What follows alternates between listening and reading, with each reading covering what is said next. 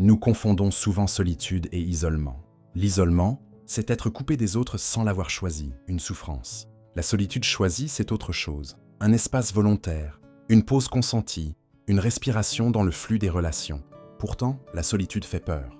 Dans une société hyper connectée, être seul est presque devenu suspect. On l'associe à la tristesse, à l'échec social, à l'incapacité de tisser des liens.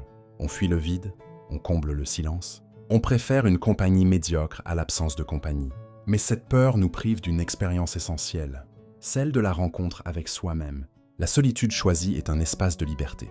Quand personne ne nous regarde, n'attend rien de nous, ne nous parle, nous pouvons enfin nous entendre. Nos propres pensées émergent sans filtre. Nos désirs profonds, souvent noyés dans le bruit des interactions, retrouvent une voix. Nos contradictions, que nous cachons habituellement, peuvent être regardées en face. Ce face-à-face avec soi n'est pas toujours confortable.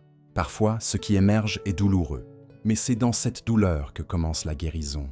On ne peut pas réparer ce qu'on refuse de voir. Les grands textes spirituels et philosophiques sont unanimes. Les stoïciens recommandaient la retraite intérieure quotidienne. Marc Aurèle écrivait pour lui-même, pas pour être lu. Les moines, les ermites, les sages de toute tradition ont cherché la solitude comme condition de la transformation intérieure. Ce n'est pas un hasard.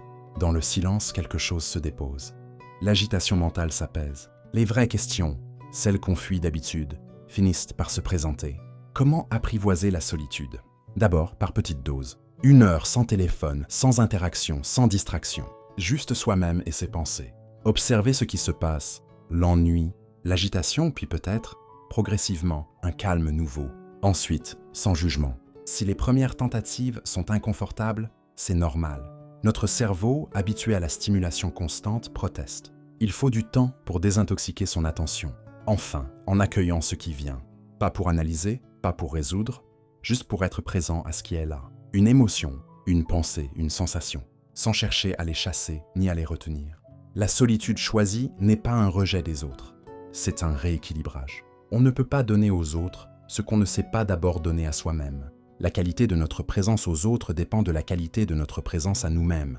Ceux qui savent être seuls sans s'ennuyer, sans s'inquiéter, sans fuir, deviennent aussi de meilleurs compagnons. Ils n'attendent pas des autres qu'ils comblent un vide, ils partagent une plénitude. Alors, osez parfois la solitude, pas par désespoir, mais par choix. Pas pour fuir le monde, mais pour mieux y revenir. Pas pour vous isoler, mais pour vous retrouver.